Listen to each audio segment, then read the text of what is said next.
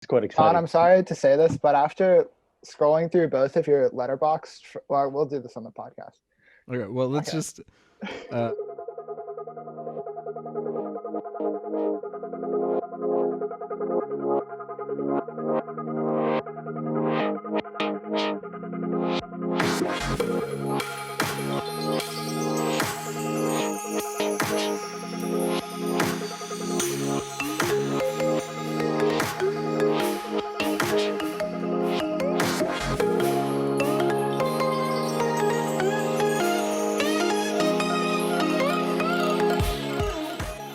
Hi, this is A Terrible Place to Live. I'm John Bauer, and my co-host David Damari. Hello, that's me. Um, so this has been a long time coming, and that recently, I think before the last episode, John watched a movie called The Social Network. I watched half And of it. yeah, he hadn't finished it because he's a baby and he doesn't have the attention span to finish a movie. Um, so then I confronted him about it because I was like, it's not so bad that you can't finish watching it. In fact, it's pretty good. Like, it's all right. I enjoyed it. I think I gave it like 4 stars. Um, so then I talked to my friend Daniel about it. I was like, okay, because this is his favorite movie. So we brought him on to confront John about his weird taste. And last night, John watched the entire movie. He And finished I it. took 3 pages of notes. I have no notes So yeah, whatsoever. I won't be this is looking at those Daniel. notes. They suck. Welcome, Daniel. We have you zoomed in all the way from Ireland. Um, Before we get into the movies, there's something I was thinking about the other day that I thought would be funny to confront you about on this. And that is that I realized since y'all call those little cups of noodles, little ramen noodle cup of noodles, you call those pot noodles. The real name, pot noodle, yes. Yeah, but there's no pot. There's not like, it's not in a pot either. They come Like- in a small green pot. That's a pot. That's not a pot, that's a cup. It is a pot. No, a pot is like made out of metal. It's made out of styrofoam. But a cup is made out of delf. That's a cup. A cup is made out Or of a what? mug. Delf. Delf? The Like a fuck mug. is that? What is delf? Ceramic? Ceramic. That's the American word. Wait, y'all call ceramic delf? What? No, if you drink your tea out of a mug, the stuff that a mug is made out of, that's a cup. Like the cups we drink tea out of. The Yeah, but small like green ones. you have styrofoam cups too. Like if you were at like a water fountain or something, grab a styrofoam cup or like a paper one. But it also says on the noodles, pot noodles. So we're being told that they're called pot noodles. Yeah, but I'm just saying the name Do doesn't they even have make any weed in sense. them? That's what I said. That's what I said at first. They might though, because there's this little sachet. I apologize. Sachet that comes. I always say sachet. There's this little sachet that comes. It's called soy sauce, and I never use it. That could be the secret ingredient. Wait, It's hang on. called soy sauce? Do you not have soy sauce It's that's not soy in- sauce. In the pot noodle, there's a little sachet, like a little silver one, and it's full of soy sauce. Apparently, I've never opened it because I hate soy sauce. There might So you're not be saying soy that sauce could- in it. It might just be It weed. could contain weed. Possibly, yes. I mean, I'm no expert, but I don't know what the laws are over there about weed. Is it pretty legal? sure it's illegal. I'm pretty sure it's illegal. I had Okay. to talk about it in school once, and I had to argue for it, even though I didn't care. I just have no opinion whatsoever.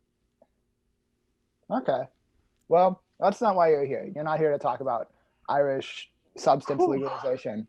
You're here to Thankfully. defend your favorite film from this man who's From this Shitting all monster. over. Hell bent on attacking it. I wouldn't say I'm hell-bent on attacking it. so I think it worked out pretty well because I'm kind of in the middle on it. I'm like, it's good. But John really didn't like it and I did see your You- letterboxd. love it. Okay, yeah, the more recent one. I think so. You hadn't given it any stars. You said you hadn't finished it. So it must Okay, yeah, be that was the first one. Last night Okay, after okay. finishing it, I wrote something else, but that I figured you wouldn't see it because we'd talk about it today. I didn't know we Okay, were talking about the social so network, but I have no notes. Not that I ever take notes, but you didn't know? Oh, okay. I thought I made that clear to you. Well, oh no, you we Don't worry didn't. about it. We won't spend too much time It's on it. All right, We're go very, ahead. very random. Our Fight each podcast other. is completely disorganized, I would say. Also, I should say, Daniel and John haven't met each other before, mostly because Daniel lives in Ireland. That's a big obstacle. I mean, y'all can make fun of each other. I don't care. Tell Daniel he looks like a hobo, for all I care. I think Daniel looks nice. I don't know why you're so mean to him. David, I'm ever a since cool person. It's in my the nature. minute David got here, he consistently barrages me with insults about every opinion I have. It's quite hurtful. Like, I'm very impressed with your sweater, and I like your hair. I don't think there's anything wrong with you. Yes. Like, Finally, here's someone the- appreciates my clothes. See? Okay. I get made fun of for wearing cardigans all the time. So Cardigans are the best thing to be ever invented. I have like 3 cardigans. absolutely. John, we didn't bring him on here to compliment him. We brought him on here for you to fight. Well, I guess we can start with that conversation if we want. We probably don't need to do any sort of overview of the movie, but we should probably give a slight spoiler warning because we're going to talk about it. So Yeah, it's about Mark Zuckerberg. Mark Zuckerberg. Zuckerberg, The he's a cyborg robot. himself. Yeah.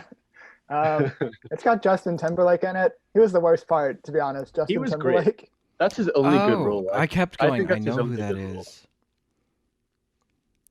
He did a I good just don't job like in his that role. voice. He wasn't as The way bad he as talks in always Time. bothers He was bad in that movie. I haven't seen it. Don't say it. I'll take your Come on. word for it. Thank Okay. you. I don't know. So, yeah, it came out. Was it 2013 that this movie came out? 2010. Oh, 2010. Yes. That makes sense. Directed by David Fincher, starring Jesse Eisenberg, who I normally dislike Who just because I he's a weird actor. dislike. He was better in this. I think this was his best role, probably. I don't know. He's good in Zombieland, Haven't but that's seen a completely different genre of film. Yeah, it's a different performance. I mean, this is the only film I like him in, and I haven't seen him in many, but I know he's in some rubbish I saw him films. There's in one 30 called Minutes or Now You Less. See Me, where he's very bad. Like I the haven't seen Magician Now You movie. See Me, but yeah, I know what it is. Terrible. It's so bad. But yeah, he's not a good actor apart from in this movie where he is. I think he's incredible. Just my opinion, but He's like sure we'll get into he's it. like Michael Cera if Michael Cera weren't funny. Yeah, that's fair. I'd agree with that. Yeah, I don't think he's particularly funny. Michael Cera? No, Jesse Eisenberg. Michael Cera Okay, is okay. hilarious. No, I don't Okay, really thank have you. anything against Jesse Eisenberg. I just don't particularly care for him. I feel like he should be in a Lord of the Rings knockoff and be credited as Jesse Isengard. I think that would just be funny. Like one of those spoof movies, like the Starving Games or something. Yeah. It could be like an adaptation of the Lord of the Rings spoof book, Board of the Rings, that was mentioned in A Futile and Stupid Gesture. That was mentioned in that movie. So they could adapt the book and then have Jesse Isengard. All right, that was a side. That was a Oh, little boy. tangent. To give myself a little bit of context before watching this all the way through, I did look up to see what other films came out in 2010, and I made a list of like the ones I'd seen and the ones that I know by name but just never bothered to watch. So I just movies that came out in the same year include Inception, Shutter Island, Scott Pilgrim, Insidious, Night and Day, which is a terrible rom-com, and then the three I haven't seen being Black Swan, The Town, and 127 Hours. So, given the quality of the other things that come out at the same time, it kind of reset the way I was thinking about this movie a little bit. There were some good ones in that. The King's Speech 2010 also was a came out in good year, it 2010. sounds like. The King's Speech won the Oscar in 2010, no? I'm pretty sure. I think so, Was yeah. that 2010? I missed that one. Because Colin was a Firth won good Best year. Actor. It was a good year. Shutter Island, I mean, it's a Scott toss-up between Pilgrim. Shutter Island and The Social Network for me. Inception? I couldn't decide between those. Oh. Inception as well, but Inception's kind of, it's amazing, but it doesn't really. It sounds hypocritical to say it's not an Oscar movie, but it's like. I mean, Yeah. Christopher Nolan. I love Christopher Nolan, but I just feel like. Yeah. I feel like It was a different genre. yeah, like action Yeah. films, as good as they are, shouldn't be winning Best Picture. I don't think. Yeah, the- I'm not a huge fan of. Not Inception. action, but whatever genre Inception is, it's not a Best Picture winner. I think, or it shouldn't be. Okay. Yeah, I guess it didn't have like a very much of like a point to it, which is something that they tend to like make a thing for Oscars, you know? Like, I mean, it was a well-told story and it was entertaining, but I think for it to be like the best movie of the year, they want it to have like a deeper substance. Like, Doesn't matter what it is, just as long as it has one. Like Green Book won Best Yeah. Picture. What substance does that have? Yeah.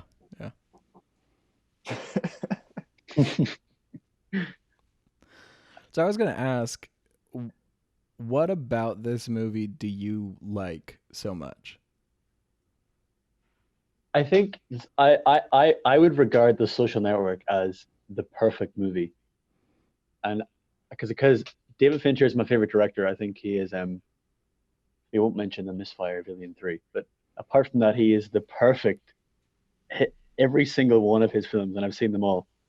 They're all absolutely incredible. They're impeccable, and The Social Network is like, it's not my favorite Fincher film, but I think it's his best, because I think in your review, John, you said that it wasn't a particularly well-made movie, and I was like, what? It's like the craft of that film is incredible. Like David Fincher's look with I can't remember his cinematographer, Jeff Cronenworth. The way the camera is always moving. Whenever the character moves, the camera moves, and that's in all of Fincher's films. So if the character leads forward, the camera will move forward with him, and it gives the sense of motion, which is why I love Fincher so much. All his films do that, and I think every other aspect of the film, I'm not an expert on filmmaking, but I can't. Nobody find here anything is. Yeah, but like I can't find anything to criticize. Like the music is probably my favorite score after the Lord of the Rings trilogy, probably. Like That's so interesting. I love Trent Reznor and Atticus Ross. The score is incredible. The visual effects. I think I saw that there were more visual effects in The Social Network than there were in Godzilla 2014, apparently. Yeah, there's a Don't know lot if of visual effects in Which this movie. which is mad, because you wouldn't associate a Facebook drama with visual effects. But the stuff they did with the actor, with Armie Hammer's twin, I've forgotten his name. It's that looks huge. incredible. It's incredible what they did. You watch the behind the scenes and they like paste his face on and stuff. And Yeah, that was I a wouldn't notice really it. big deal, and that is very well done. But yeah, just like what did you think about it that wasn't particularly well made? Because I think, like, Interestingly enough, the things you've mentioned are the things I hated most. So no, oh, hot Go on, take, though. Things that- controversial opinion. one of the things that I wrote down in my notes that I'm not going to bother turning to find because I remember what I thought about it, is that the movement doesn't feel necessary. It doesn't feel like it adds anything. It's just there. It doesn't feel motivated. It doesn't feel like it adds anything to the emotion of the scene. It's just kind of aimless, and it just happens every once in a while. and that most scenes in the film tend to just be shot, reverse shot, or wide, medium, close, medium, which is pretty standard. I find that the camera work in the Social Network, it's so cold and like precise, and I'm probably quoting someone here, but it's like calculated and very, which I find to be very like the character himself, Mark Zuckerberg. I know that he's not like that in real life, but in the character they go for in the film, it seemed like the perfect fit for this cold, pretty bad human being who's just like has no. It's all just I don't know how to describe it. It's like when I said it was precise and cold and calculating exactly like he is. Yeah, I can understand that. Yeah, which is why I like that there was a connection there. Yeah, I could see that being the point. I just personally, it didn't sit with me. Most of the complaints I have with the film aren't things I think are bad about it. I don't think it's a bad film. It's just something that when I watch it, I don't feel like anything's particularly remarkable. It's just kind of. You texted me last night and you were watching it and you were saying, to be honest, I don't know why I dislike this movie so much. With most movies that I feel very strongly about, I don't know why. Like, I can sit here and tell you about how much I love the movie Parasite, but I have no idea why. There's nothing specific about that movie that I can sit down and be like, it's perfect because of this. There's nothing great about that film. It's just good, I think it's all the small things that add up to make like a perfect movie. It's not like you can say, oh, this one thing made it so good. The thing that bothered me the most is the first half of the movie. Just really, it takes time to get into. There's just a long wind up. The dialogue in this film drives me insane, and it feels completely unnatural. But I showed some to my sister and was like, does this feel natural to you? And she was like, yeah, that's like how normal humans would talk. And I was like, what? It's like Aaron Sorkin Maybe dialogue. The problem is with you. Like that. No, it's his style is very, I don't know how to describe it, but every single character in that film, especially in the scenes where they're all across the table in the not the divorce, sorry, in the courtroom, not the courtroom scenes, the deposition. That's the word. Yeah, I know what you're talking about. When Mark Zuckerberg is getting divorced from Andrew Garfield. I'd love to see that film. I would love to see that too. It's great. But all of those interactions, especially the part where Zuckerberg and Savrin is his name, right? Yeah. When you find out how he cut him out of the company, like slowly, percent by percent, and it cuts between the three like three characters' journeys or whatever. And I just think the way they reveal it, and then it seemed to go silent for a second, and it's like 0.07%. I just think all of that dialogue was so natural. Like, it's something that I would never speak. They're all like super articulate, unlike myself. I think I never find it unnatural. They're all going to Ivy League schools, so they are going to be somewhat articulate. All super posh, especially Armie Hammer, the two twins. They're like. So I thought their lines were really well written. I liked the scene where they're talking at breakfast, where they first see the article about Mark Zuckerberg making Face Smash. I thought that scene was really well written, but I thought it was extremely poorly acted. The character, whatever their friend is, that's like their business partner. Yeah. I don't know that actor, and I don't remember that character's name, but he was absolutely horrendous. I just could not stand him. Now that you say that, I can give you that. He isn't great. Now that I think about it, because I think Armie Hammer is, he's incredible, but I can see now where he is kind of pales a bit to them, or to him, sorry, not to them. Yeah, Armie Hammer was great. He delivered the lines well. Everything in those scenes was really well written. But then whenever it was that guy, and I feel bad for calling him that guy because I just don't remember his name. I'm looking it up. You can keep Thank going. you. The actor is Max. It just felt very forced. It felt very much like he was reading it. It didn't feel like he knew what the character's intention was at all, and so it took me out of the film. Mm-hmm. I think the other thing about dialogue is I know Aaron Sorkin's kind of praised as being like the king of dialogue by some people. I was listening to like a huge like mashup of tips on writing from a bunch of different screenwriters, and at least 3 people mentioned Aaron Sorkin, and I don't remember. One of them was like talking about how you want to make sure all of your characters are distinctly different in the way that they speak, and then he was like talking about how Aaron Sorkin gets that as kind of a criticism. It's that everyone speaks from the same perspective. They have the same vocabulary and the same like cadence to their speech. Mm-hmm. And that's kind of what I was noticing, is that everyone in this movie sounds the same. Everyone talks from the same perspective. But then later on, someone was talking about Sorkin, and they were talking about how if you want to learn how to write perfect dialogue, you should watch Sorkin films. So I know he's kind of a polarizing writer in that people either really love his stuff or they really hate it. And I just couldn't. It seems like his stuff is so perfect. Like it's so perfect that normal people don't talk like that. Like we don't talk like that because it seems like it's the perfect level of language, if that makes sense. Like they all speak perfectly. And I'm thinking of other Sorkin films that I've watched, like Moneyball and Steve Jobs, and they're all very similar that way. The characters are all. It's not that I don't, because I find all the characters 100% believable in those 3 films, but they do all speak in a way that I would never speak.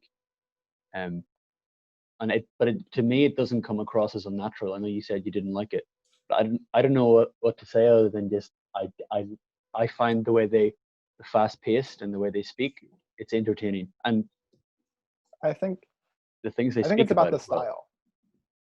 I think it's about the style though, because like you can watch like a Shakespeare play, and though no one speaks in Shakespearean English now, you can still relate to what the people are saying and understand and like appreciate the English that's being used, you know? Like see, if I were to watch like a Midsummer Night's Dream, there's still some some funny lines that are in that because it's all going to be relatable to like on a human level, you know? Just as long as it's telling a good story and conveying like good messages, I think. And it depends on like what the movie is going for, but I think that this movie is going for like a very stylized feel. Like So the very really slick. sleek dialogue lends itself to it. But if you were going for like realism, which I don't think this was, then you would want a more like down to earth style of dialogue like David Yeah, Lowery. you wouldn't like Short Term 12. You've seen that. That's like completely 100% natural conversations they have. Aaron Sorkin doesn't write Short Term 12 dialogue. It would just be weird if this character started speaking Aaron Sorkin. So I think his writing is only for those kind of films you were saying, David, like sleek and smooth, and I think he fits really well with David Fincher because that's just his style. And I wish they would do another film together, but I guess we'll see. I found the actor's name. It was Max Minghella, and he was playing Divya Narendra. Yeah, I think in general, I think I just decided that mostly it's just I don't enjoy the film. There's something about it that's not my personal preference. As far as whether or not it's a good film, I think it's pretty well made. I just think there's nothing specific about it that I would say is great. There's nothing particularly like outstanding about the film, other than the twins effect. You said you didn't like the score, no? No, did you say that? I hate it. Why not? I just like why? It just is so in your face. the entire thing feels like it's trying to make you feel like you're at a rock concert, and I can't handle it. It doesn't fit with a kid drunk in his dorm room writing code. But it does fit with the look and the theme of the film, no? Like the opening theme. Oh, I've forgotten the name. I have like 5 of the songs in the playlist. I love the score, as I said. But the it's so like I think it's called something to do with anxiety. The gentle hum of anxiety. That's what my favorite one is. And it's like I'm not gonna do it. I was gonna do it there, but it's the opening score when he runs through Harvard in the snow, Yeah. or not in the snow. Sorry, he runs through Harvard, and it's like it gives this really scary sense of like foreboding. It gives me chills, like because I think it sets the tone for the entire film. That opening track. I thought that running through Harvard montage was completely unnecessary. Apparently, it wasn't actually Harvard as well. They wanted to film there. That's an unnecessary piece of information. But I think the score when they go to the party as well, or when the people are going to the first Phoenix party. I think it's the Phoenix party. I Yeah. love that I don't know how you describe that genre of music. It's like electro kind of. I don't know. But I don't know. It's like you say you don't like the score, but I don't know what other to say than I love the score. It just. And I think that's just a fits so personal well. preference thing. Yeah, It felt like Yeah. the movie was trying to present itself as something that I wasn't expecting and didn't feel like it should have been. In the end, my biggest problem with it is that I feel like a lot of people took the wrong image of Mark Zuckerberg from this film and kind of ignored how horrible he's been for like 15 years. hmm And it hasn't been until recently that people actually cared to talk about all of the terrible things that he's done and allowed to happen. And I don't know. Well, There's it's because something. they didn't have the lizard meme back in 2010, so they couldn't, articulate it in a good manner. But like, but I think that the movie isn't. It's not trying to give like a portrait of Mark Zuckerberg himself. It's trying to tell how, and I'm not sure how much of the film is straight. I don't know much about Mark Zuckerberg, but how he was manipulated into backstabbing his only friend. And that's what you get from the film from Eduardo. So I know that it's not. Apparently, it's nothing like the real Mark Zuckerberg. From what I've seen of Mark Zuckerberg, it's nothing like him. But I love that they didn't try to. I love that Jesse Eisenberg didn't try to be Mark Zuckerberg and go for an actual just an impression of Mark Zuckerberg, because I feel like that character fits the film very well. The style of the film, the whole like I don't know how to say this. I don't know what I'm trying to say.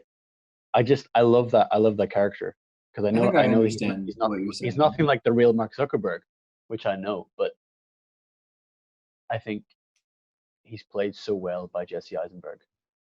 John, And would you have his relationship with Eduardo. Go on, sorry. John, would you have enjoyed this movie if it were a fictional like biopic of a character that's not real? I was just about to say, I think I would have enjoyed this movie a lot more if it weren't based on a real person, because I feel like portraying Mark Zuckerberg as a young person who was manipulated into doing terrible things is kind of irresponsible, because in 2010, when this film was made, we already knew that he was still a horrible person and he was still doing terrible things. And I just feel like the emotionless genius stereotypical character that they make him out to be, and then try and make it seem like he was just a confused kid following bad advice, I feel like it's harmful. But they aren't trying to say that's how he was. Like, they're trying to tell what I find entertaining story of this the whole world that the world that they go through in the film. And they go for it it really, I would actually say it's more Eduardo's film for a lot of it than it is like I find his, because he has the arc of the film where he, and not the arc, I do find where he his goes from. perspective I find that more interesting, than Zuckerberg, Yeah. but I think it's supposed to be like that because the film is about Facebook and Mark Zuckerberg, but sometimes it feels like he's not even the main character, especially for the second half of the film when it's all about Eduardo coming back from the advertising and he finds what Justin Timberlake has done to. So I think that the real heart of the film is Andrew Garfield's character, that's weird to say because I do not like Andrew Garfield at all. I love Andrew Garfield. I think this is a terrible role for him. He's a terrible actor, I think, but I think he's great in The Social Network. He has passable performances. Okay, he's not terrible. That's not fair to say. But I think this film leaned into the worst side of Andrew Garfield's acting. His best one, though, his best performance, Under the Silver Lake. I knew you were going to say 100%. That, David. Under the Silver Lake is a fantastic film, and he does a great job. I haven't seen it. Actually, I think he was quite good in Amazing Spider-Man. That's true. The first one, yeah. The first one is really good. Although the worst parts of that film are the whiny little. That's what I feel like he comes across in Spider-Man. He comes across as like he looks 28 years old in that film, and Peter Parker is supposed to be a 16-year-old high school kid. Andrew Garfield does not look like he could be in high school in the slightest. Yeah, but he's literally a man. But I always say though, is Tobey Maguire was a sad middle-aged man. He's much worse. He is much worse. I agree. Yeah. And also it had Emma Stone in that movie, so I'd say it's much better than any of the original Spider-Mans, but not as good as Tom Holland. So it's like in the middle. I don't think I like any of the Spider-Mans apart from Tom Holland's first one, the one with Michael Keaton. That's the only that's the only Spider-Man I would actually voluntarily just say, "Oh, I'm gonna watch this."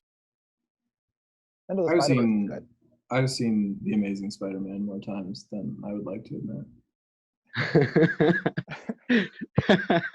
I really truly like that movie, but yeah, I think what it comes down to is mostly just a personal preference for this movie. Mm-hmm. Because if you weren't feeling it from the start, it's gonna set the tone for you. Yeah, and I think I don't know if you had preconceived conceptions about it. I don't know. I have a couple of friends. I can't remember the first time I saw it because I'm what? It came out in 2010, but I'm 20, so I would have been 10 when that film came out. I think I saw it when I was 15 though, the first time. So I don't remember what it was like the first time I saw it. I have a couple of friends who say it's their favorite movie, and I feel like talking to them kind of hyped it up a lot. And I wasn't prepared for it to be the style of movie it was because I don't know. I was just expecting it. I felt like it didn't really have a clear plot until at least halfway through the film. So on rewatching, I felt like the scene, like right after the scene I stopped watching at, was the first scene that I was like, oh yeah, this is okay. Like I understand what's happening now. But they have to set up. It sounds really simple to say that, but don't they have to set up the world and the characters before? Like the film isn't a film of two halves. I don't think, but they do have to. I admit it does take a while to get started because the main plot is obviously, once Facebook actually gets big, and what comes from that. So, but I feel like it has to establish all the characters and their relationships and how he meets the twins, and we spend a bit of time with the twins. And I don't know. I think that a lot of good movies, you don't know what the plot is for a substantial portion of them. For instance, I watched There Will Be Blood last night, and that is like, it goes on for so long before you know what the actual story is. But I think that can be a good thing because from the perspective of a character, they're not viewing their life as like a story. you know? They're not like, oh, this is the arc of what happens. So it allows you to be more closely connected with a character as they discover what's happening and things build in their life. You're there at the same point as they are, which I think is an interesting way of doing it. Although There Will Be Blood was a little bit long and meandering for my taste. I saw you give it 3.5 stars, and I was like, I haven't seen it, but I've heard it's amazing. And I was like, what? Well, watch it, you'll understand. I will get around to it someday. Paul Dano always looks like a child, so it's really weird when he plays an adult. Because he was 23 when that movie came out, but he looked 14 and he played like an adult. And I was like, this is really strange. Because he's introduced by his father. So I'm like, oh, so he's like a kid. And I'm like, oh no, he's like an adult that lives with his father. Okay. Yeah, I haven't seen that movie either. So it feels like a crime that I haven't seen it, but I'll get around to it. I'm not consistent with how I feel about film in general. Like, one of my favorite movies is pretty meandering and doesn't really have a plot even at the very end. It's kind of just... Which one? What would that be? Manchester by the Sea. It kind of just wanders for a very long time, and you kind of don't know what's happening for a good portion of the movie. But I like it, so I give it higher rating than movie don't like bad. Yeah. Yeah, because it's like what David was saying, like, you're following the character. You're not like in Manchester by the Sea. There's no there's no plot to speak of, but there's no objective. Yeah. That all the characters have to get to. Like, by the end of the film, the climax will be the result of all the things we did in the film. But in something like Manchester by the Sea, it is just meandering and slow, and you're just following those characters. Right. Yeah. See what happens with them. But that is a good way of putting it, David.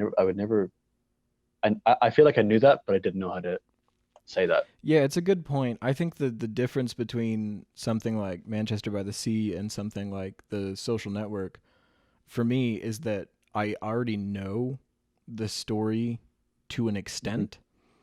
So I already have I have enough backstory to know in general where the movie's going to end.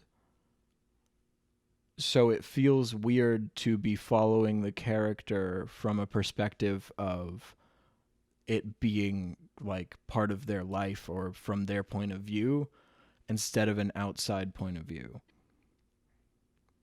But if Mark Zuckerberg never existed, so Mark Zuckerberg in that film is a fake character they made up, and that's all made up, would you still... I don't know if that's a stupid question, but because you said you already kind of know the real life story, so to speak. If Mark Zuckerberg never existed and Aaron Sorkin made that story up, I think I would have enjoyed it much more. Okay. If I didn't have any backstory, if it wasn't a real person, I feel like I would have enjoyed it a lot more. Mm-hmm. And I don't know if that's... It could depend if you know much about, or you have any strong opinions about Mark Zuckerberg. Yeah. That I don't. Yeah. Because I just see it as I don't actually see Jesse Eisenberg as Mark Zuckerberg, because I don't know much about the real guy. I just see this as a character in that film, and all those guys, like, they're just characters in this entertaining film that I enjoy. Yeah. To be honest, I haven't thought a lot about this movie. I just watched it the one time with Daniel, and I was like, yeah, that's pretty good. I still think 4 stars is too low, but sure. It should be 10 stars. John, you gave it 2.5 yesterday? Yeah. I mean, that's probably harsh. Yeah. I wanted to give it a half rating. What your system is. No, half. Whoa. Yeah. Well, not half a star. Half, like, out of 5 stars. Okay. So 50. Yeah, 50%. It's 50% a good movie. Okay. Because everyone has their own... I find on Letterboxd, I know I'm not consistent. Everyone has their own system of rating. So, like, if I give something 3 stars, I didn't like it. But I know a guy who gives it 3.5 stars. He counts it as a good movie. Yes, same. So you're never sure about everyone else's Letterboxd. 3 stars. 3 stars for me is it was above average. and 2.5 is it was 50% good, 50% bad. Well, they don't have it where it can be exactly, because it's so it's going to either be a 6 or a 5. So it's going to be on one side of 50. It can't be exactly. Mm-hmm.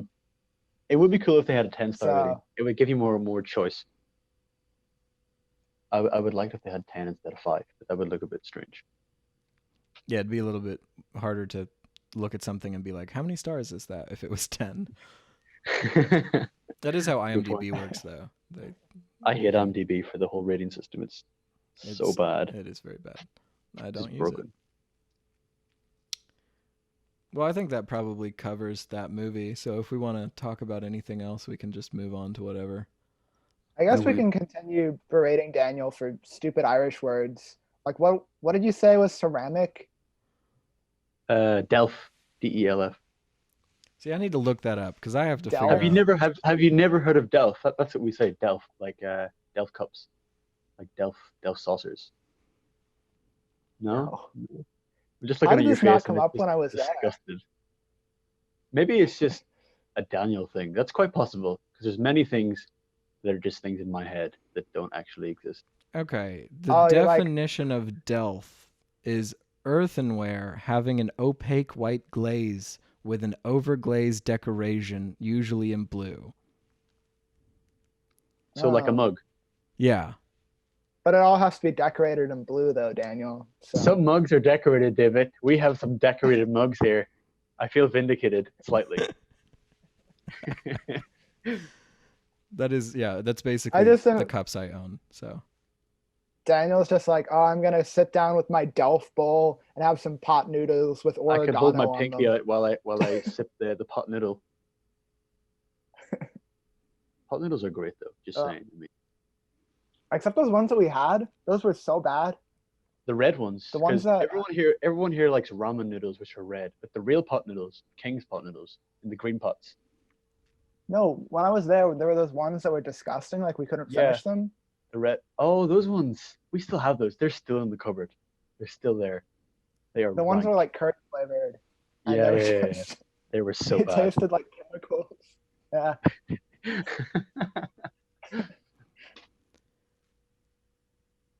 Well, let's see. What have you all been watching during quarantine? Aside from The Social Network, I guess, because we covered that at length. I started season 3 of Magic for Humans the other day. Never heard of it. I started it. I didn't get into it. You didn't get into it? I love that show. But I didn't keep watching it. It's like, Daniel, you said you haven't heard of it. It's basically just like, kind of like Billy on the Street, but if Billy were a magician. I don't know what Billy on the Street is either. I don't know what Billy on the Street is. Wait, Billy, it's a magic show. Okay. But it's made into kind of a comedy, I would say video essay, because it usually has a point where he's making some sort of point about psychology and the way our brains work and why magic works the way it does. And it definitely gets more that way during the second season and the third season, but it's kind of like a magic comedy show with a moral message for each episode. It's very like feel good, I'd say. Yeah. You end the episode and you're like, oh, that was nice. Gives you like that warm, fuzzy feeling. I feel happy now. Yeah. I think it's technically considered a reality comedy show, which doesn't make sense to me, but I think that's what it's technically considered. Huh. How's that been? Season 3 is fantastic, so I'm enjoying it. I'll probably come back around to it and watch some more of it. If you don't like it, you don't have to. It's one of those things. I enjoyed it. I got like halfway through the first season, but then I got sidetracked with Breaking Bad. I haven't watched that in so long. I've never watched Breaking Bad. I should probably rewatch it, but it's so long that I will never will, ever. I still haven't finished it. I could spoil it for you, but I won't. You probably know though. Everyone knows. I don't think there's things like that where it's like I don't think there's anyone in the world who is going to watch it and doesn't know. Walter White's gonna die, but we knew that from the beginning. Oh my gosh. It's ruined. Now you're gonna have to put a big spoiler warning on this thing. Just That's not like a spoilers for twist Breaking though, Bad. because you know he has cancer from the beginning. He's gonna die one way or the other. I won't But he's spoiler still rich, warning we can that. I won't do it. I refuse. It's your own fault for being stupid if you don't know that. Yeah. I've actually started this TV show called Succession. I've been telling David to watch it. I don't know if you have. I haven't, but I know what it is. Yeah. It's genuine. Like it is genuinely probably one of the best things I've ever watched. It is so good. Like the characters are so hateful. They're disgusting human beings, most of them. But That's an they're HBO written, show, yeah. HBO, yeah. But they're written so well, especially the main character. You go through so many emotions because he's so pathetic, but you feel so bad for him. But he's also like such a dick through the whole show because he's super rich. They're all super rich. I think it's supposed to be like a criticism of like all the rich old the big rich powerful people. Like they mentioned Trump a couple of times. Yeah.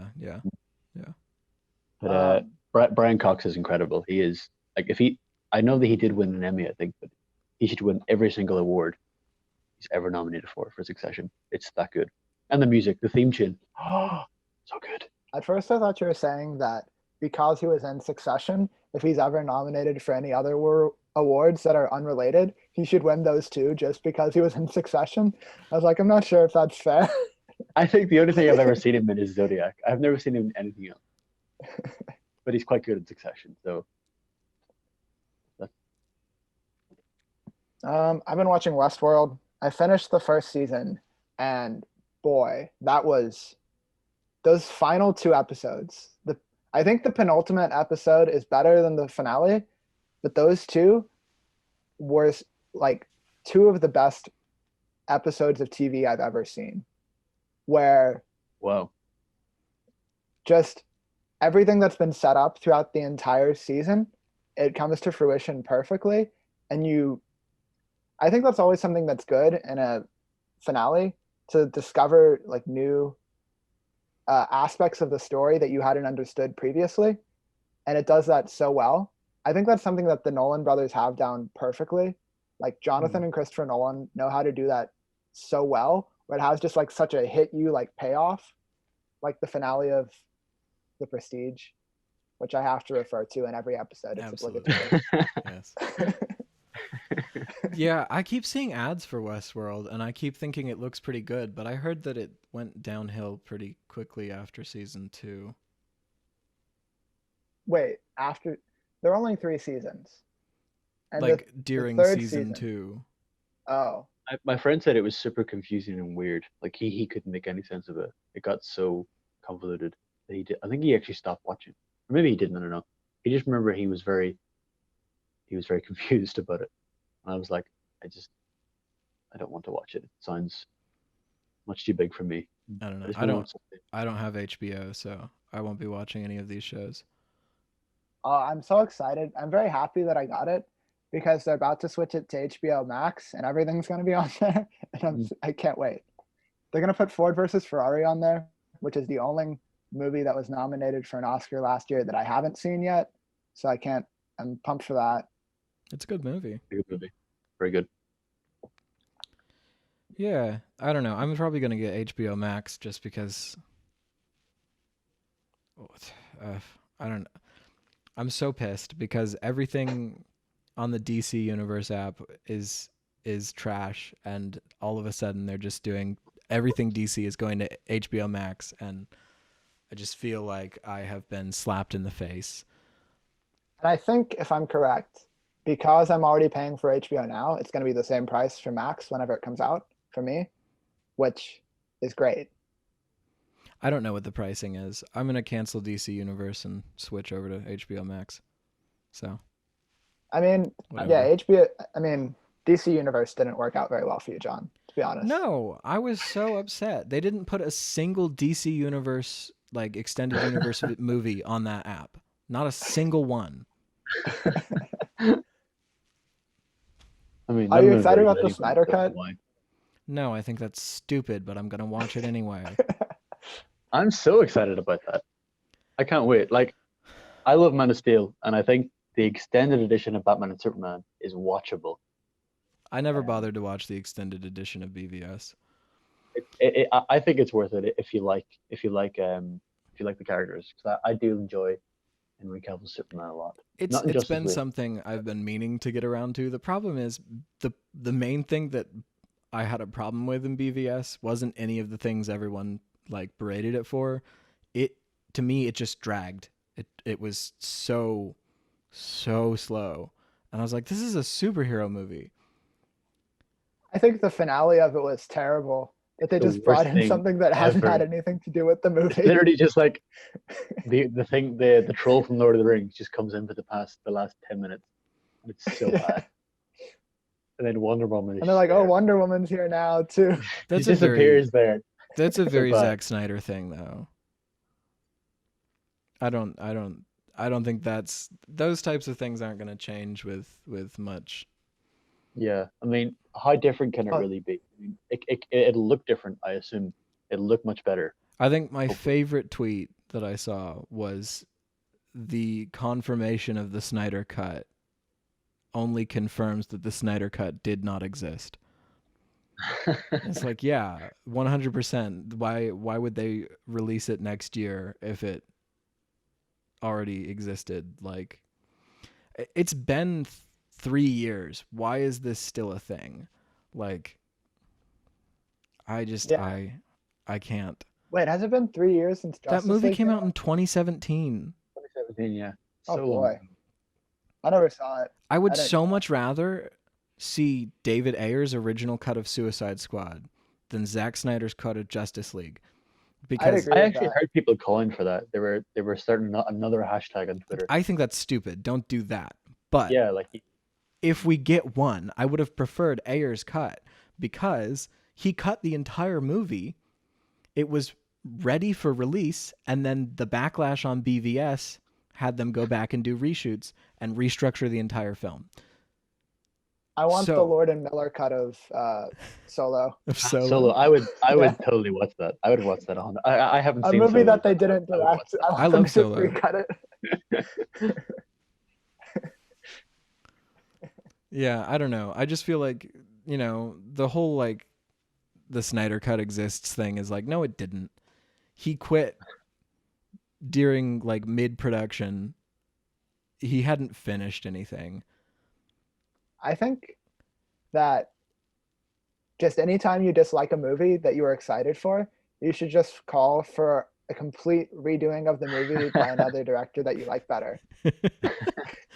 I was really upset that Joss Whedon took over, but I don't really care for Zack Snyder. Like, Watchmen is a horrible movie, and I just never bothered to watch Man of Steel, and BVS sucked.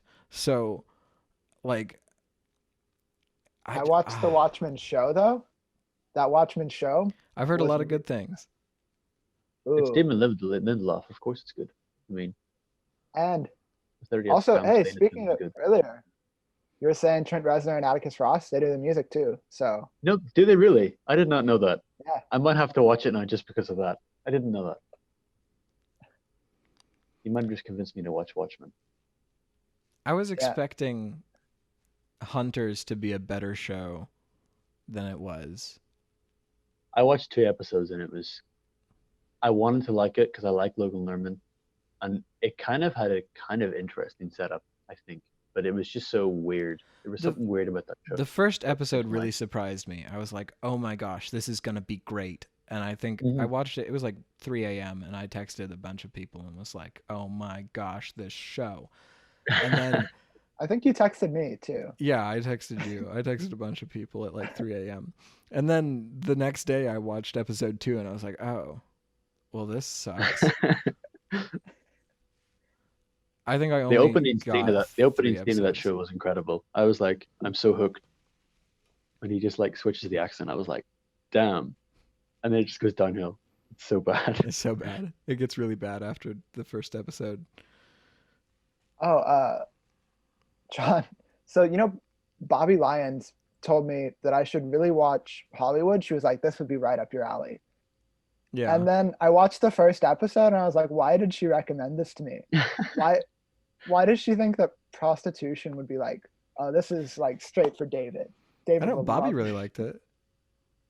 No, but Other I Bobby find it weird that I was pegged as like a person who'd be super into this. by Like, two this people is named my Bobby. show. Yeah. Yeah, it is a little bit weird. I don't know. I'm gonna watch it eventually, but I I haven't think seen that's any just of a it. weird thing to say to anyone. Like, this show, if I know you, this show.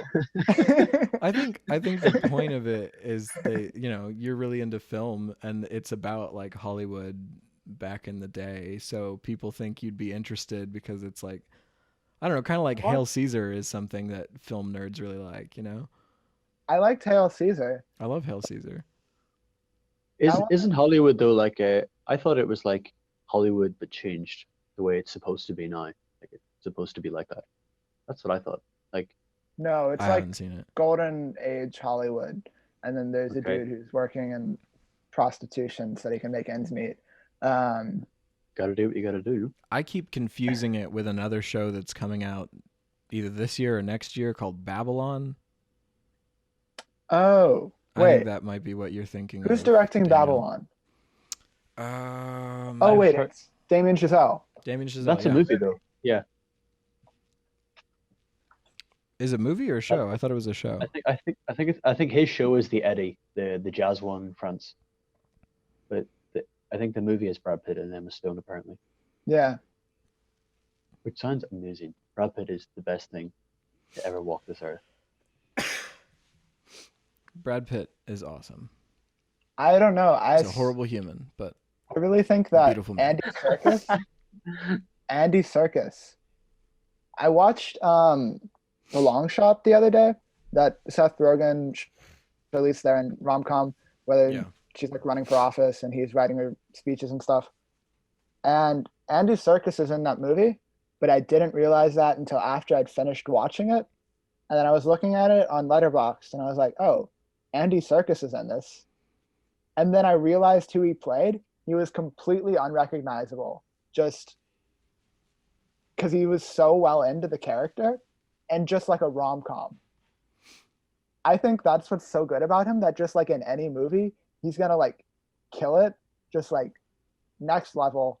I don't know. It was amazing to me that like he'd done such a transformative performance that I had no idea who he was. That he completely disappeared into the character. yeah. I don't think I've ever seen him as a human. I was trying to think of if I'd seen him play a human. I He's know he in plays Black the Panther. cook in King Kong, but anything else? I know what he looks like, but I can't think of anything that he's in. Black Panther. He's in the Marvel films. Oh yeah, I that's guess, right. but Black Panther. yeah, He's also in Inkheart as the bad guy, In which was what? not a great movie. I don't know what that is. I don't know that. Oh, it's like based off of like those YA novels. That's probably why I haven't heard of it. Yeah, Try and stay away from those. I watched it a long time ago when it came out because my siblings were like really into the books. So then we watched the movie, which was not very good, but it had Brendan Fraser in it. I love Brendan Fraser. Probably why it wasn't very good. I don't like Brendan Fraser. he Ooh, does fight, a really good fight. job in Doom Patrol. I don't know what that is, but It's a DC show on the DC universe. The only one worth actually paying for. I thought you liked Titans. I was on there. Titan season 2 sucked. Oh, I never finished Okay. it. well, I think the only thing that I like remember Brendan Fraser for, no, it's two things. We had two DVDs. I have two. I have two. Yeah. We had two DVDs when I was little. One was Looney Tunes Back in Action, in which it's like Who Framed Roger Rabbit, but terrible. Like with Brendan Fraser running around with like Bugs Bunny and Daffy Duck. It's a spy movie too. And then he was also in the Dudley Do-Right movie. And there's one scene in that movie this is the only part that I remember, the whole thing. It's Brendan Fraser revving a chainsaw while he's interrogating a guy, and the man is understandably terrified. And he says to him, "What kind of man are you, Dudley Do-Right?" And he says, "Oh, dangerous one," and then he revs a chainsaw. That's all I remember.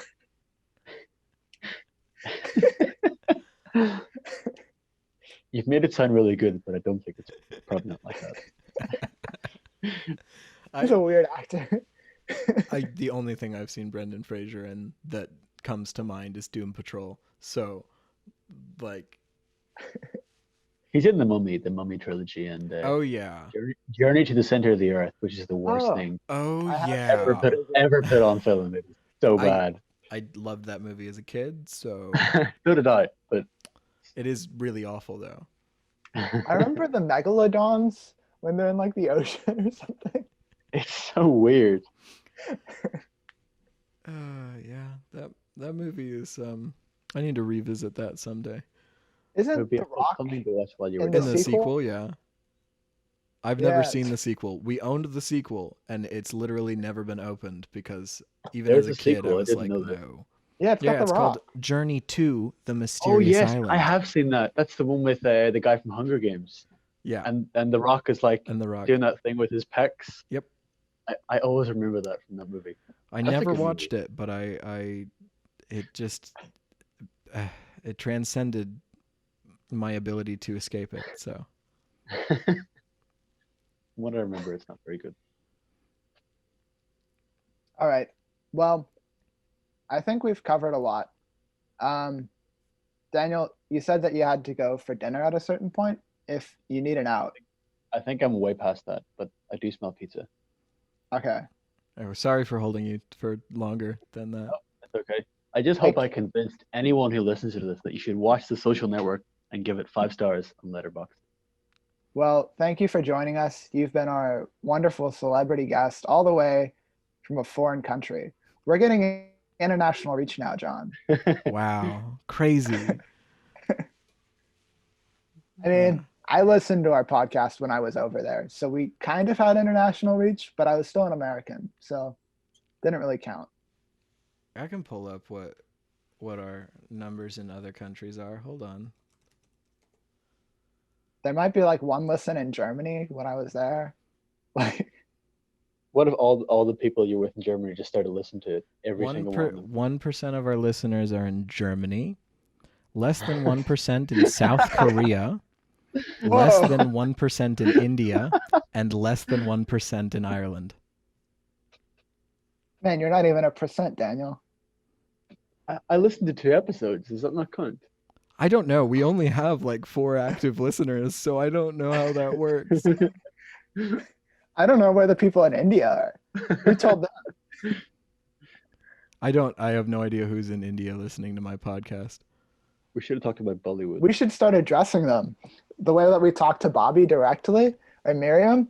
We need to be like, all right, to our Indian listeners next time. It's To our South Indian Korea. listener. Who in South Korea? That's great, but who are you? I mean, Bong Can I- Joon-ho's listening. Bong You heard us Joon-ho? talk about his movie? Imagine. like- Imagine. I seriously do want to know who these people are.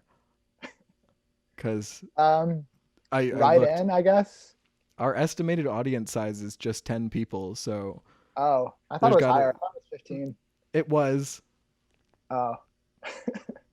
We've gone downhill We did. because we're letting on these guests. I'm sorry, guys. I'm sorry. No, you're only the second guest. Yeah, Zion was the only other guest. Yeah. You can go Only back and listen to that episode. It was a very different kind of episode. What did he talk about? Oh, Zion's a girl. Yeah. Oh my gosh. She came on and we talked about Stranger Things the whole episode. Oh, I've Yeah, never we talked about watched season 3 of it. it. I've never watched it. I mean, That we was, should. It's good. It's on Netflix as well. Yeah. But I'll probably never watch it. I mean, the second season is the worst one, but like The second first one season is the best worth one. Watching definitely. What? Second season is my favorite. So Oh well. the first season is it's hard to get into, but it picks up after the 3rd episode.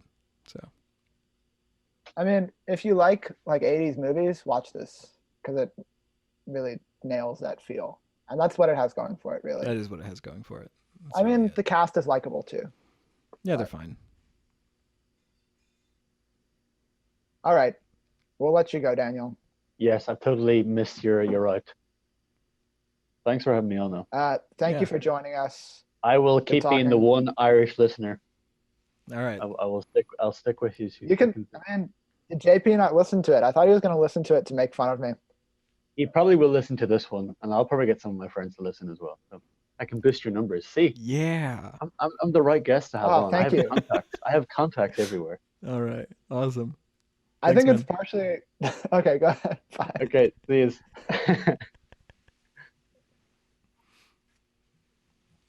think part of why we don't have very many listeners is because we don't promote it at all. We don't promote it. I think the only people who know about it are the people who listen to it. So Yeah, I'm fine with that. I mean, I enjoy doing it either way. yeah, I mean, And I mean, I it enjoy really it. fosters a sense of like you're in the know if you listen to it. Like you've got something special because not very many people know about it. It's very exclusive. yeah, sure. That I mean, that's what we can tell ourselves. Like our podcast isn't bad and unknown. It's exclusive. I just enjoy making it. So, I mean, if you enjoy listening to it, thank you very much. But Should we talk about anything else now that we've gotten that idiot out of the way? yeah, I mean, if now that doofus is gone, if you want to talk about something, we can talk for a little while. We should just talk about him the whole time. Just make fun of him. Right? Idiot. This will be fun when he gets to listen to it after it comes out. You're not an idiot. You were fine. I wouldn't have Very gotten nice this far person. into it just hearing myself talk because I was listening and stopped about halfway. Really? Yeah. I'm like, that is about enough of hearing me talk. I'll think of that I phrased something like really well or eloquently when I was doing it, and then I'll listen back and I'll be like, that was incoherent. Like I don't know what I was saying. When I'm editing it, I will be listening and I'll be like, when do we get to the point where we talk about this? And it'll never come up. And I'll be like, I could have sworn we had a discussion about this specific thing, and it never happened. So I think sometimes that'll happen because like we'll keep talking after we're done recording. yeah, that does happen sometimes. Let's see. What have I been doing? I baked cookies yesterday. They were very good. I've kept saying that I've been cooking a lot to people when they ask like what I'm doing in quarantine. And then I saw a tweet the other day that was saying, yes, everyone's been cooking in quarantine. It's because they made restaurants illegal. I was like, okay, fine. Yeah. I've been called out. Yeah, no, I think that's been fun though. I've done a lot more cooking, but recently I've been doing a lot less cooking because I just got tired of it. But you know, Gave up. You lack commitment. I do.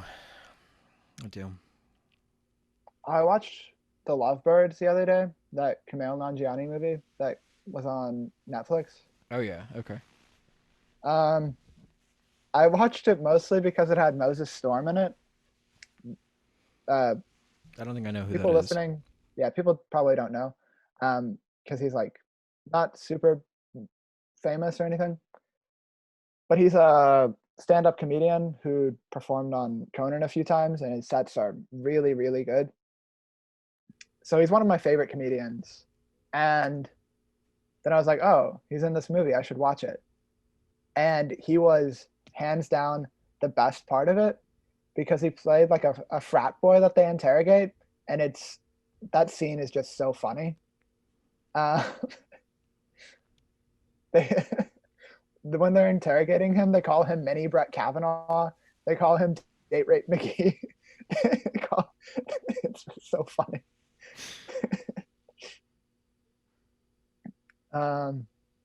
Just that scene is worth watching. Maybe I'll go dig through and find that scene then. There's also like I haven't seen Eyes Wide Shut, but there's like an extended Eyes Wide Shut sequence in the movie, which was really weird because I knew what they were referencing Yeah, but you hadn't seen without it. having Yeah. seen it. That was strange. Yeah. I watched Under the Skin. Oh, I've been wanting to see that. It wasn't bad. I just I didn't enjoy it personally, but then I tried to watch Her. Ooh, that's a good movie. I couldn't get through it. I'll probably watch it. I think I've gotten less and less tolerant of slow-paced movies. Like That's what that's I'm the saying. main problem I had with Under the Skin is it was just so slow. It just dragged and dragged. It was so boring. I don't know. I've been meaning to watch it because it was one that Edgar Wright had recommended on Twitter because he's been doing those throughout quarantine. Yeah. And also, I mean, I think Scarlett Johansson is a good actress. It sounds interesting. Yeah, she does a good Artist. job. It's a fine movie. I just feel like it would have been better as a short. Okay. Yeah, there are some movies where I think like the concept was good, but there's not enough meat to it to extend it into full movies. It like could have did. it could have even just been an hour. Like just an hour. 90 minutes. Even. Huh. Make it an hour and a half. I think it's an hour 45. It's just ever so slightly too long. I've been rewatching Avatar, The Last Airbender, now that that's on Netflix. And I feel like this is just going to become, I'm going to become one of those people who are constantly rewatching The Office, but just with Avatar, The Last Airbender. Because it's such a good show. Like it's, I almost started it, but then I saw that every episode is like an hour and it's What? got 20 episodes per season. Episodes are like 20 minutes, John. Aren't they like 45? No, not at all. All right, maybe I'm mixing things. I don't know. I was just realizing how long it is. There's like 20 episodes a season. But there are 3 seasons. It's not that long. I have to watch Homecoming Homecoming? season 2. What is that? So it's a show based on a fictional podcast directed by Sam Esmail. Oh, what service is that on? I think you told me about that. It's on Prime, which you don't have. No, I don't. Yeah. Season 1 was good. Season 2 has Janelle Monáe in it, so we'll see. She's a very like hit or miss actress. Sometimes she's really good, other times she's just not. Yeah, she's the reason I haven't started season 2 yet. I can't. I talked to you and Bobby about this a while ago, but the best episode of The Twilight Zone, I figured out what it's called in case you want to watch it. It's called A Nice Place to Visit. I found it because I was like, oh, I should rewatch that episode. It's super cheesy at some points, but I feel like all like old things are in some ways. Mm-hmm. Yeah. But I think it's just like a really cool idea for a short film. And I've been meaning to watch The Twilight Zone because I know I probably would really like it. I just never gotten around to watching it. I think that something that's really cool about all these things that are like made back then is they have a very specific style that I don't think is ever like replicated well. Because I think a lot of it comes from the limitations that they had that aren't limitations now. Yeah. So then it gives it a certain feel. And I think that would be a really cool idea for like trying to recreate that style in a modern movie, that feel. and giving yourself like the same limitations, I think that could be a really cool concept idea for a movie. Yeah, that'd be interesting. I think giving yourself limitations beyond the ones you actually have can often help you make something more stylized in an interesting way. Yeah. I've had a lot of ideas about like movies recently. I've been trying to like flesh them out and make them into scripts. There was one that I was thinking about the other day where it was like a televangelist like pastor who like he'll tour and like be on the road giving like sermons and stuff, Yeah, but then like it's like a front for like a crime syndicate. I think that would be really cool, that sounds that he interesting. uses his like connections and with like the wealthy and the powerful, and is traveling throughout the country to oversee his organized crime syndicate throughout the US. I think that would be a cool like period piece, like fictional biopic. It'd be interesting. I could see that. Yeah. Yeah. I haven't really been coming up with any like new stuff. I did finish the short film I was working on. It's only like 40 seconds. I'll send it to me. I'll watch it. Okay, yeah, I'm gonna post it eventually. It's a little bit cheesy, which I'm disappointed by, but I think in general, the main problem I have is I just need to create things to to get better at them, and so that's what I'm trying to do. So I'll post it because I'm not proud of it, but I'll post it. So Recently I've been thinking a lot about like what makes things like cheesy, and I've realized I really like things that are like over the top and cheesy in a certain way. Um, this is more in context to like music for me, because my favorite album is probably Sam's Town by the Killers, and that it's so like over the top and like grandiose and just sometimes ridiculous. Just like how there's one song, my favorite song on it is Why Do I Keep Counting? And then it ends with like this huge like timpani drum thing. And I don't know, I think that if you nail like a cheesy feel, it can be like such a unique sensation. I think the Arctic Monkeys do that really well too on uh, Serenity Base Hotel and Casino. Um, I don't know. I've been thinking a lot about that and how that can be a very specific style that I like a lot. yeah, yeah, I think that does apply to film too. If Yeah, you go for that style and you try and play it up as much as possible, it can be really interesting. and I think that applies to a lot of things too. Like if you're going for a specific style and it's what you intended, then regardless of whether or not it comes off as like well made or professional, it can be very good. Like something that comes to mind a lot is like indie music videos where they're often like purposefully like cheap looking. You know what I mean? Yeah. And I think that's really cool that any style can be enjoyable as long as it's like within a style and intentional. Yeah.